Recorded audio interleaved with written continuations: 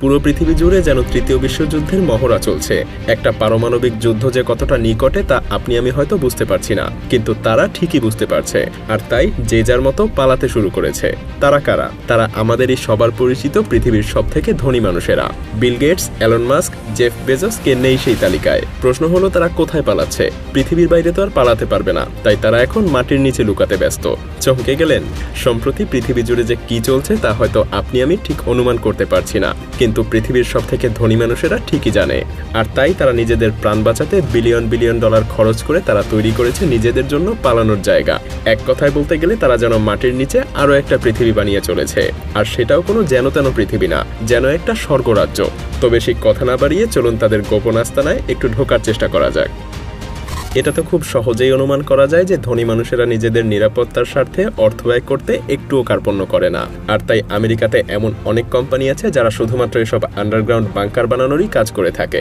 সেই সকল কোম্পানি বিলাসবহুল এবং অত্যাধুনিক এসব বাংকার তাদের জন্যই বানিয়ে থাকে যারা পৃথিবীতে যে কোনো ধরনের দুর্যোগ এবং পারমাণবিক যুদ্ধ শুরু হলে নিজেদের প্রাণ বাঁচাতে এসব বাংকারে আশ্রয় নেবে। তবে দুঃখজনক ব্যাপার হলো মিলিয়ন মিলিয়ন ডলার খরচ করে বানানো এসব বাংকারে বিলিয়নাররা যখন আনন্দ ফুর্তি করবে ঠিক সেই সময়টাতেই ভূপৃষ্ঠের উপরে অর্থাৎ পৃথিবীতে চলতে থাকবে বিভীষিকা।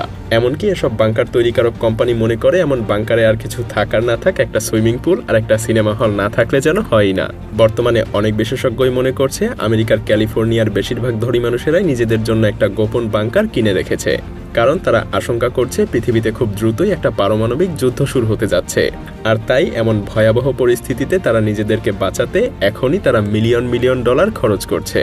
যাই হোক, যতই দিন যাচ্ছে ততই এসব বাংকারের চাহিদা পুরো পৃথিবী জুড়ে বেড়েই যাচ্ছে। মজার ব্যাপার হলো এমন অনেক স্পেশাল বাংকার আছে যেগুলো কয়েক কিলোমিটার পর্যন্ত টানেল আছে। আর তাই সে সকল বাংকার মালিকদেরকে আর কখনোই ভূপৃষ্ঠের উপরে উঠতে হবে না। তারা এসব টানেল দিয়েই অনায়াসে এক জায়গা থেকে অন্য জায়গায় যাতায়াত করতে পারবে।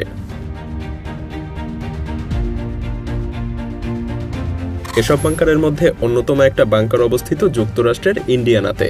এর ভেতরটা দেখতে পুরোপুরি একটা 5 স্টার হোটেলের মতো। মুভি থিয়েটার থেকে শুরু করে সুইমিং পুল সবকিছুই এখানে আছে। এছাড়াও এই বাংকারটাকে গরম রাখার জন্য যাবতীয় সব ইকুইপমেন্ট, এমনকি এর ভেতরে প্রায় 1 বছরের জ্বালানি আর খাবারও মজুত করা আছে।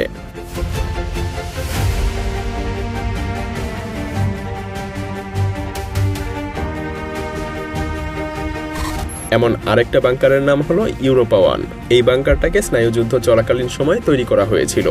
পুরো বাংকারটা মাটির নিচে প্রায় 34 তলা বিল্ডিং এর সমান এবং প্রত্যেক তলা প্রায় 230 বর্গমিটারেরও বেশি। সিনেমা হল থেকে শুরু করে swimming pool, gym, luxurious bathroom সবকিছুই আছে এই বাংকারে। আসলে এই বাংকারে যে গোপন আরো কি আছে তা শুধুমাত্র এই বাংকার তৈরিকারক কোম্পানি ভালো জানে। বিলিয়নারদের আরেকটা পছন্দের জায়গা হলো নিউজিল্যান্ড। অবাক করা ব্যাপার হলো নিউজিল্যান্ডে এমন কিছু গ্রাম আছে যেগুলোর পুরোটাই বাংকার দিয়ে তৈরি। এসব বাংকার যে কোম্পানিগুলো তৈরি করেছে তাদের মতে এ ধরনের একটা বাংকার তৈরি করতে প্রায় $8.5 মিলিয়ন খরচ করতে হয়।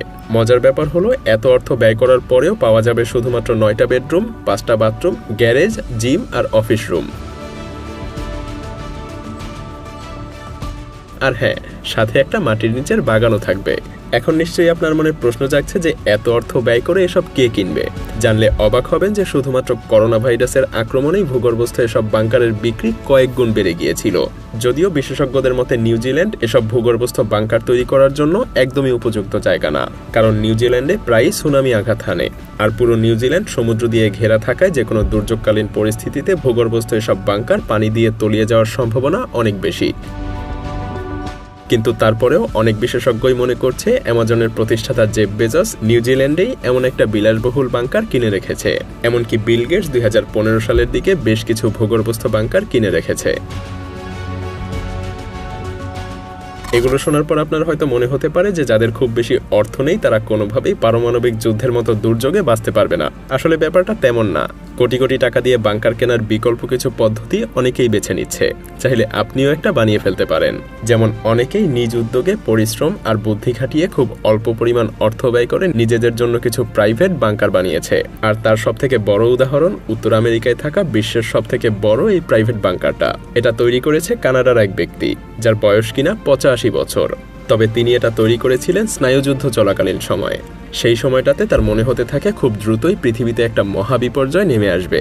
এই আশঙ্কা থেকেই তিনি যুবক বয়সেই মাটিতে বিশাল একটা গর্ত খোঁড়ে। আর মজার ব্যাপার হলো, তিনি সেখানে প্রায় 40টা নষ্ট হওয়া স্কুল বাস সাজিয়ে রেখে তার উপরে কংক্রিট আর মাটি দিয়ে প্রায় 4 মিটার উঁচু করে দেয়। সেই সাথে এই বাংকারে আছে বিদ্যুৎ সংযোগ, পানির সাপ্লাই, পয় নিষ্কাশন ব্যবস্থা এবং ভেন্টিলেশন সিস্টেম।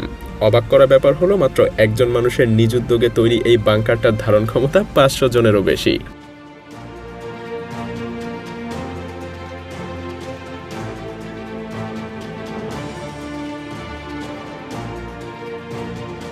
আমরা হয়তো অনেকেই জানি, এই বিংশ শতাব্দীর শুরুতে পারমাণবিক যুদ্ধের আশঙ্কা বেশ জোরালো ছিল।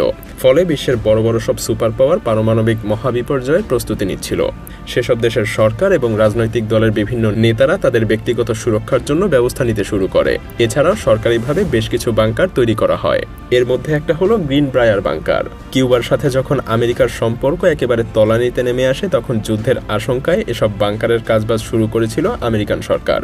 আসলে বহির্বিশ্বের যে কোনো ধরনের আক্রমণের মুখে পড়লে বাংকারটাকে যেন ওয়াশিংটন ডিসির বিকল্প হিসেবে ব্যবহার করা যায়, সেজন্যই তৈরি করা হয়েছিল।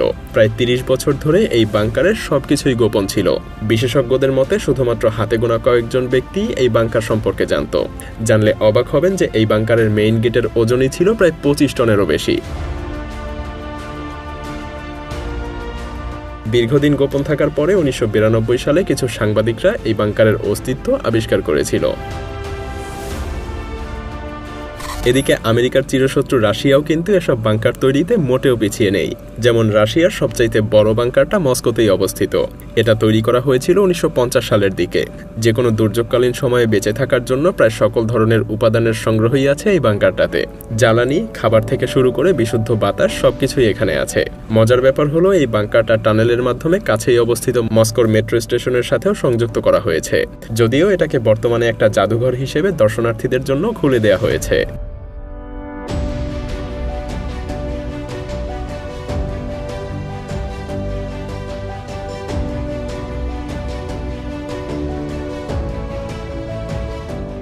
আরও একটা বাংকার আছে যেটার অফিসিয়াল নাম বাংকার 703। এটাকেও বর্তমানে জাদুঘরে পরিণত করা হয়েছে। ভূপৃষ্ঠ থেকে প্রায় 43 মিটার গভীরে অবস্থিত এই বাংকার 2018 সালে দর্শনার্থীদের জন্য খুলে দেওয়া হয়েছিল। অনেকের ধারণা এই বাংকারটা তৈরি করা হয়েছিল প্রায় 100 বছর আগে, অর্থাৎ 1931 সালে তৎকালীন সোভিয়েত প্রেসিডেন্ট জোসেফ স্ট্যালিনের নির্দেশে। এই বাংকারের মূল অংশটা ভূপৃষ্ঠ থেকে প্রায় 100 মিটার গভীরে অবস্থিত। খাদ্যশস্য থেকে শুরু করে বিভিন্ন ইন্ডাস্ট্রিয়াল যন্ত্রপাতি এবং প্রয়োজনীয় ওষুধপত্র সংগ্রহ করা হতো এই বাংকারে।